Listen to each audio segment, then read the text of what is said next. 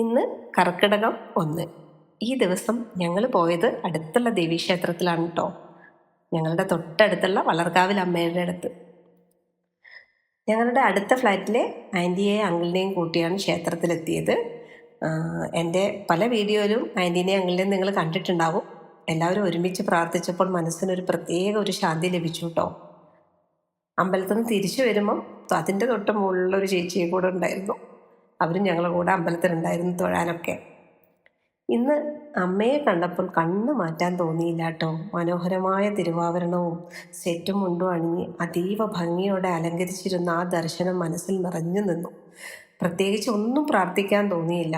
അവിടെയുള്ള തിരുമേനി ദേവിയെ എല്ലാ ദിവസവും ഇങ്ങനെയാണ് ഒരുക്കുന്നത്. പ്രത്യേക ഒരു ഭംഗിയായിട്ടാണ് ആ ദേവിനെ ഞാൻ എപ്പോഴും കണ്ടിട്ടുള്ളത്.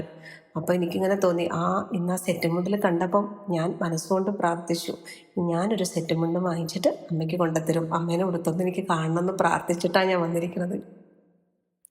വീട്ടിലെത്തി രാമായണ പാരായണവും ആരംഭിച്ചു. കർക്കിടക മാസത്തിലെ ആദ്യ ദിവസം ഇങ്ങനെ പ്രാർത്ഥനയോടെയും ഭക്തിയോടെയും തുടങ്ങാൻ കഴിഞ്ഞതിൽ ഒരുപാട് സന്തോഷമുണ്ട് കേട്ടോ.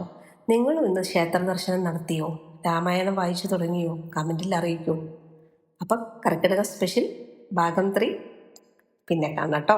ഹരി ഓം.